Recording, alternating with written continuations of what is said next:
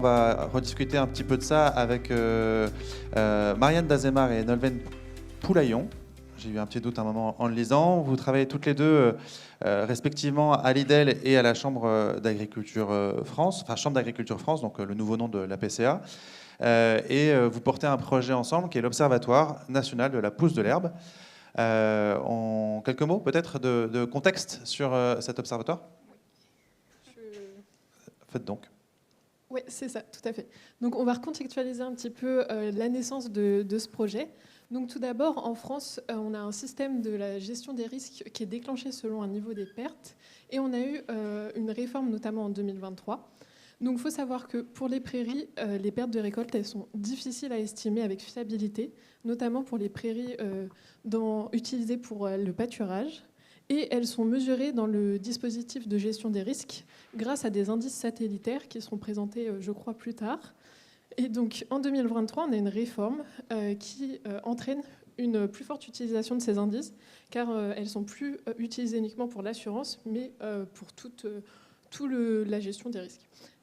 Donc, on avait une forte demande de la profession agricole et de ses représentants de mettre en place un système de comparaison de ces indices avec des réalités terrain et donc des mesures physiques. Ça, c'était pour le contexte. Oui, ce du qui coup, nous donne... Voilà, vous avez pu développer une réponse à cet appel d'offres qu'a lancé le ministère de l'Agriculture et de la Souveraineté alimentaire en partenariat, donc Chambre d'agriculture France et Institut de l'élevage.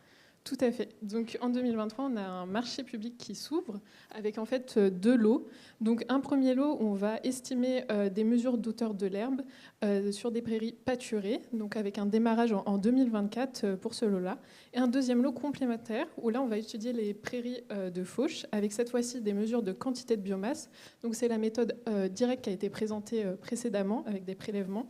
Et ce lot-là, il a été démarré uniquement en mai 2025, donc on se concentrera plus sur le lot 1 pour cette présentation. Mais en tout cas, ces deux lots, ils constituent l'Observatoire national de la pousse de l'herbe, dont l'acronyme est l'ONPH. Et donc, on a quand même un objectif principal, qui va être de fournir des données de pousse pluriannuelles de la prairie, donc qui seront utilisées par le ministère, avec l'appui du comité des indices, pour fiabiliser les résultats des indices satellitaires. Et nous, on va avoir des objectifs secondaires qui sont notamment de fournir aux éleveurs partenaires du réseau des bilans des passages avec les hauteurs et les ressources disponibles par parcelle, ainsi que les rendements. Et on va capitaliser aussi sur ce projet des connaissances et créer de la référence nationale pour les prairies. On le disait, hein, c'est un peu le parent pauvre, peut-être la prairie du numérique en agriculture. Et on espère que du coup, toutes les références que vous constituez serviront non seulement à fiabiliser les indices, parce que c'est la commande initiale, mais plus largement nourrir l'élaboration de nouvelles connaissances autour de la conduite de ces prairies et de ces cultures fourragères. Oui, tout à fait, parce qu'en fait, des observatoires de la pousse de l'herbe, il y en avait, mais c'est le premier où on est national avec un protocole homogène. Donc, en quelques chiffres, qu'est-ce que c'est l'ONPH ? C'est un projet déjà piloté par un consortium qui est Chambre d'agriculture France et l'Institut de l'élevage. C'est 2 ans de projet reconductible tous les ans pendant 3 ans, ce qui nous amène à 5 ans au total. C'est un protocole du coup homogénéisé à l'échelle nationale et ce sont des données qui sont collectées par des agents qui sont agréés. Ces données, elles sont collectées du 1er février au 31 octobre. C'est centralisé sur une plateforme commune, donc notre base de données. C'est soumis bien sûr à une procédure de certification interne puis externe après transmission de cette base au ministère. On comprend avec ce processus agréé, certification, que ça reste un enjeu et on met les pieds dans le plat un peu polémique, en tout cas qui génère beaucoup de tensions aussi entre la profession, le monde de l'assurance, de l'importance d'avoir des indicateurs fiabilisés et un processus qui soit transparent pour l'ensemble des parties prenantes. Tout à fait. Et donc, pour continuer, au niveau des partenaires, on est à on est à 80 organismes partenaires. La majorité sont des chambres d'agriculture. On a également des fermes expérimentales qui ont rejoint le projet et des organismes de contrôle de performance. C'est au total plus de 500 opérateurs qui sont formés et qui sont déployés sur tout le territoire. Et donc, nous, la France, elle est découpée pour ce projet en régions fourragères. Donc, au total, on en a environ plus de 200. Et on va couvrir 120 régions fourragères. C'est 70 pour le lot 1, 80 pour le lot 2, et donc, dont 30 communes où on va avoir un déploiement du lot 1 et du lot 2 sur ces régions fourragères. Au niveau du lot 1, on a un réseau de 350 exploitations avec un suivi de plus de 4000 parcelles.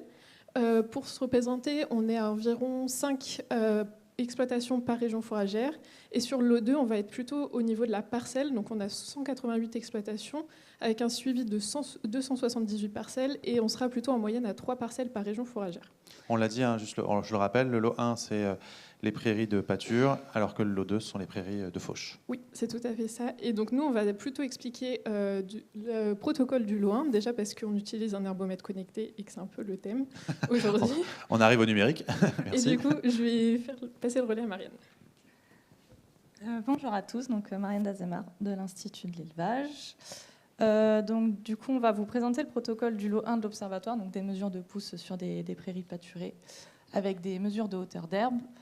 Du coup, nous, on a pris un herbomètre connecté forcément pour ce projet, donc, parce qu'on a des enjeux en termes de process qualité. Donc, on a choisi un modèle unique qui est le Grasshopper, qui a été présenté tout à l'heure. Modèle unique pour avoir limité les variabilités, parce qu'entre outils, on a aussi des variabilités, notamment en termes de densité. Herbomètre connecté par rapport au process qualité, donc transfert automatique des données, et on a aussi des obligations en termes de géolocalisation des parcelles et des points de mesure, avec l'obligation de toujours faire le même tracé au sein de la parcelle. Le principe de fonctionnement, le Martin, il l'a présenté tout à l'heure, donc je ne vais pas forcément le représenter. Donc c'est un plateau avec un axe. On réalise plusieurs points dans la parcelle. L'échantillonnage, il est important. Plus on en a, plus du coup, on a une moyenne fiable. Et on convertit cette hauteur moyenne de la parcelle grâce à une densité pour obtenir donc une biomasse disponible dans la parcelle, mais aussi un niveau de croissance quand on ramène au nombre de jours entre deux passages. Et donc tout ça constitue une grosse base de données qui rassemble plusieurs millions de données, on imagine. Exactement. On vous présentera les statistiques de notre première campagne 2024 tout à l'heure. Mais effectivement, on est millionnaire en nombre de points de mesure dans les parcelles. Donc, si je continue sur le protocole, on a un calendrier très strict. Comme l'a dit Nolwenn, on est dans le cadre d'un marché public, donc on a vraiment un cadre pas figé, mais voilà, qui est fixe, qu'on ne peut pas forcément dépasser. Donc, tous les opérateurs, ils sont agréés, donc ils démarrent tous par une formation. Notre campagne, elle démarre du 1er février et se finit le 31 octobre. Les opérateurs, ils doivent passer maximum tous les 10 jours sur une exploitation, sauf pendant la période estivale, où là, ils ont 15 jours pour réaliser leur passage. On a des critères techniques sur le choix des parcelles. Donc, chaque exploitation doit avoir entre 5 et 15 parcelles. C'est forcément des exploitations intégrées à un circuit de pâturage tournant. Il faut qu'elles aient plus de 6 mois et certains types de parcelles sont exclus, notamment les parcelles uniquement fauchées. Et on a des critères qu'on a mis des critères structurels qui sont plus liés pour le coup à la comparaison avec les indices satellitaires. Donc, un critère de taille. Les parcelles, il faut qu'elles fassent 1 hectare. Elles doivent avoir une certaine conformation. Il faut qu'on puisse positionner un disque de 60 mètres dans la parcelle. Et il faut qu'elles soient maintenues dans le temps, parce que comme l'a dit tout à l'heure Nolwenn, l'intérêt c'est d'avoir des données pluriannuelles, donc si elles ne sont pas reproduites d'une année sur l'autre, c'est beaucoup moins fiable. Ensuite, sur les méthodes de mesure, donc dans le cadre de ce projet, on a 2 types de méthodes de mesure. On a la méthode du trinsecte, où on va suivre, on va réaliser plusieurs diagonales dans la parcelle. Là, il faut faire minimum 40 points de mesure par hectare, et sinon, on a la méthode de la zone représentative, donc on a une zone représentative de 2000 m², où là, il faut faire 40 points de mesure dans la parcelle. Et ensuite, on a différents niveaux de conformité. L'objectif du projet, c'est d'avoir à chaque fois 5 parcelles mesurées à chaque passage. Nous, avec Nolwenn, du coup, on vérifie la conformité d'une parcelle à chaque passage. Donc, est-ce que le délai est respecté? Est-ce que l'échantillonnage de points de mesure est respecté également? À chaque passage, il faut qu'il y ait 5 parcelles conformes. Et après, on a des notions de conformité à l'échelle de la campagne, mais on sait pas trop. Je ne rentre pas dans le détail, ce n'est pas l'objectif aujourd'hui. Et évidemment, on a des cas de non-mesure d'une parcelle. Comme l'a dit tout à l'heure, l'herbomètre n'est absolument pas adapté à des hauteurs d'herbe trop importantes. Donc, au-delà de 20 cm, on ne mesure plus. Et évidemment, si les animaux sont dans la parcelle, on ne mesure pas non plus. On a des cas de force majeure qui sont donc indépendants de l'agriculteur ou de l'opérateur en charge des mesures, qui permettent d'avoir une parcelle conforme, même si elle n'est pas mesurée, donc de la neige, de l'herbe gelée, des fortes pluies. Voilà. Et là, le vif du sujet, les outils informatiques mobilisés dans le cadre de l'Observatoire. Pas de questions jusque-là? C'est bon? Ok. Alors, dans le cadre du projet, on utilise une plateforme ONPH, donc on n'a pas été très innovant sur le nom. C'est une interface web, donc c'est un site internet. Cette interface web, elle nous sert de base de données. C'est là où toutes les données de l'observatoire vont être stockées, et c'est là où nous, on va appliquer notre process qualité, donc tous les critères que je vous ai présentés juste avant. C'est un outil cartographique pour la délimitation des parcelles. Vu qu'on a des critères de taille de conformation, il a fallu qu'on puisse contrôler ces critères-là. Et c'est un outil de restitution des données. Donc, on a une page de restitution pour l'agriculteur avec des graphiques et toutes les informations sur ces parcelles au moment du passage. Et c'est aussi, on espère à terme, un outil qui sera utilisé pour des graphiques pour les bulletins d'herbe de pousse et pour les références. Cette plateforme ONPH, elle est du coup connectée à l'application mobile de Grasshopper, donc de l'herbomètre. Donc, l'opérateur, il se connecte à son Grasshopper avec son application mobile, il fait ses points de mesure, et ça, sur la base d'API, ça revient directement chez nous. Et on a aussi du coup connecté notre plateforme à Météo France, aux API de Météo France, pour récupérer des données sur la pluviométrie, les températures. Et c'est apparu jusque-là. On a aussi une application mobile qui a été développée spécifiquement pour notre projet pour prendre des photos dans le cas des cas de force majeure, parce que ça, c'est une obligation de notre cahier des charges, et déclarer pourquoi les parcelles ne sont pas mesurées, parce qu'avec l'application Grasshopper, on ne fait que mesurer des parcelles, on n'a pas d'infos sur les non mesurés. Petite question, les API existaient déjà ou est-ce que ça a été justifié? Non, on a tout développé, on est reparti de zéro par rapport... Confère l'enjeu d'interopérabilité qu'on a évoqué tout à l'heure. Ouais.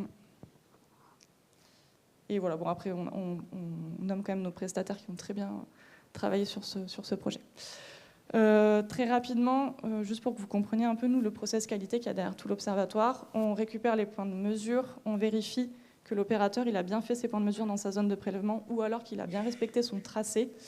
On vérifie que le passage il est conforme d'un point de vue nombre de points de mesure dans la parcelle et délai de passage. On vérifie qu'il y a bien les 5 parcelles conformes et là, le passage est validé. Et derrière, nous, toutes nos données subissent un traitement pour les nettoyer. Ce travail qu'on vous présente, ça nous a pris à peu près 1 an à le faire parce qu'on a eu...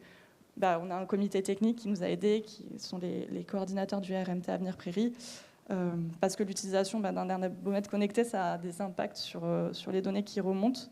Donc on a dû valider des méthodes pour supprimer les artefacts, pour supprimer que ce soit les hauteurs, mais également les croissances qu'on observait. On a eu des choses un peu étonnantes. Donc on a toute une méthode de traitement des données qui est bien chiadée maintenant. On applique du coup des densités. Alors, on reviendra peut-être après sur la question des densités, mais nous, on a fait le choix d'appliquer des densités homogènes ou régionales, mais à l'échelle de la parcelle, on est uniquement pour la restitution à l'éleveur. Et ensuite, on fait tous les calculs nécessaires que tu as présentés tout à l'heure, Martin, donc production de biomasse, croissance, ressources disponibles par parcelle. Et d'un côté, ça part pour le ministère, on fait des estimatifs en plus pour eux, et pour nous, on fait la restitution à l'éleveur et les références, sachant qu'on a laissé la possibilité d'intégrer des parcelles non ONPH, donc, qui ne respectent pas les critères du coup, de taille et de conformation, et qui seront, nous, utilisés pour la partie référence. Et je te rends... Du coup, comme le projet est assez récent, on n'a pas de résultats encore, mais ce qu'on peut vous présenter, c'est les premières statistiques après 1 année de campagne. Donc, pour se rendre compte, le nombre de parcelles, donc on était à plus de 4000, soit environ 12 par exploitation. Au niveau des 2 méthodes présentées, pour 75%, les 3/4, c'est du transect, le reste, c'est de la zone de prélèvement, donc la zone de 2000 m². On est à 57% de prairies permanentes et donc 43% de prairies temporaires. Et ça représente sur une année qui est en vrai pas complète, en fait, parce qu'on a commencé en avril, alors que la campagne normale commence en février, donc plus de 8000 passages. Et notre base de données, à la fin de cette campagne, elle était déjà à plus de 9 millions de points de mesure. Donc, on a eu des cas, bien sûr, de non-mesure qui sont majoritairement représentés par du pâturage en cours ou bien alors de l'herbe supérieure à 20 cm. Très peu de cas de force majeure. Et si on les détaille, ces 12%, on voit que majoritairement, c'est des fortes pluies, ce qui est assez en corrélation avec cette année 2024 qui était assez pluvieuse. Et du coup, ce qu'on voulait également vous présenter, c'est donc la restitution éleveur et comment on valorise ces données aujourd'hui pour l'éleveur. Donc, à chaque passage, la courbe de l'évolution de la croissance pour l'exploitation, elle va se construire. C'est des valeurs en kilos de matière sèche par hectare par jour. Et il a également donc, des données de biomasse disponibles en kilos de matière sèche, ainsi que la hauteur moyenne mesurée pour chaque parcelle. Donc tout ça, ça est sous format PDF qui peut être envoyé directement après la mesure, vu que la base de données calcule tout. Et donc, on peut retrouver aussi donc, le tracé qui a été effectué lors du passage, avec en dessous, en jaune, c'est la référence, donc il faut reproduire toujours le même tracé. Ça, c'est plus pour l'opérateur. Et donc, pour l'éleveur, on a donc cette courbe que je vous ai déjà présentée, la croissance, on peut switcher. Et on peut, du coup, avoir cette croissance à l'échelle de l'exploitation et également pour chaque parcelle, avec un peu plus de descriptif, notamment la densité utilisée, donc la biomasse disponible par hectare ou par parcelle, et donc le nombre de points réalisés sur la parcelle. Donc tout ça, aujourd'hui, c'est une base qui est utilisée pour l'éleveur. Le but, c'est aussi de le développer et de conserver donc, ces graphiques déjà disponibles pour de la valorisation, plutôt à l'échelle départementale, voire nationale, dans un futur proche, on l'espère. Et je repasse le micro à Marianne pour... Ouais, ça va être très rapide. Sur les perspectives, ou en tout cas sur les enjeux, parce que je pense que vous l'avez compris, il y a énormément d'enjeux autour de l'observatoire. Il y a le premier enjeu qui est par rapport à la fiabilisation des indices satellitaires, avec quand même, on le répète, le fait d'avoir la nécessité d'avoir des données pluriannuelles, donc sur plusieurs campagnes. Et donc ça, ce sera à faire par le ministère de l'Agriculture. Il y a un enjeu autour de la fidélisation des éleveurs. Donc c'est pour ça qu'on a beaucoup travaillé la page de restitution pour qu'ils aient vraiment toutes les informations et que ce soit le plus ergonomique possible. Là, sur le graphique de Nolwenn, elle a présenté tout à l'heure, il y a des bâtons avec la hauteur ou la ressource dispo. Il peut switcher, il peut voir, il peut trier en fonction de la hauteur ou de la ressource dispo. Donc on essayait vraiment que ce soit ergonomique pour que ça leur serve, et notamment en termes de conduite du pâturage, évidemment, en priorité. On sait que ces données, elles sont aussi intégrées au bulletin de pousse, donc ça, en termes de conseils pour la partie croissance, c'est hyper important. Enjeu de l'observatoire pour le monde agricole, pour le développement sur la partie valorisation des données et production de références. Donc c'est en cours de conventionnement avec le ministère de l'Agriculture. Nous, ce qu'on aimerait beaucoup, c'est pouvoir valoriser ces données de campagne 2024-2025 au premier semestre 2026, avec du coup, comme tu l'as dit, la création de références sur les prairies, des données de rendement, croissance, croisées avec les contextes pédoclimatiques, parce que c'est vrai qu'on ne l'a pas présenté, mais en fait, on a toute une fiche pour chaque parcelle, avec tout son contexte pédoclimatique, son sol, son âge, enfin voilà, plein de données. Pas encore de carnet de pâture, de carnet complet de pâturage, par contre. Non, ça pour l'instant c'est... Alors on n'en est pas loin, parce qu'on a quand même toutes les infos sur quand est-ce qu'elles sont pâturées, quand est-ce qu'elles sont fauchées. Il nous manque les effectifs, en fait, c'est la seule information qui nous manque finalement. Vu qu'on n'en avait pas besoin par rapport à ce qui nous était demandé, et que l'année 2024, ça a été un énorme chantier de lancer tout ça. Donc on n'a pas voulu non plus inonder les opérateurs. Mais petit à petit, peut-être que vous allez pouvoir... Oui, je pense qu'à terme, on sera, si on veut faire de la valorisation, on sera obligé d'aller vers ça. Et une courte question avant de te laisser conclure. Oui. Est-ce que ça s'applique à tous les systèmes de pâturage ? Magali nous a présenté différentes façons de conduire son pâturage. Est-ce que ça s'applique à tous ? Non, c'est uniquement du pâturage tournant, du coup. Vu qu'on utilise l'herbomètre, il faut qu'il y ait un stock disponible. Donc, du coup, on utilise uniquement... on est sur des exploitations pâturage tournant. Mais le lot 2 permet de compléter, justement, vu que là, on est sur des parcelles fauchées. Donc, ça permet d'aller dans d'autres territoires. Mais pas sur le pastoralisme, du coup. Voilà. Ni sur le pâturage au fil. Oui, exactement. Ouais. Ouais, tout à fait. Oui. Donc on reste sur le pâturage tournant, pas le pastoralisme, ni le pâturage au fil. Oui, exactement. Et après, pour conclure et faire le lien avec la diapo d'après, il me semble, on a ce projet qui peut s'articuler avec d'autres types de projets, et notamment, par exemple, l'utilisation d'images riz capturées par drone. C'est un projet, notamment nous, dans le Grand Est, on aimerait beaucoup utiliser les données de l'observatoire pour croiser tous les différents types d'analyses, que ce soit satellite, drone ou herbomètre, pour mesurer les articulations possibles entre les outils. Les sources de données. Merci beaucoup à toutes les deux.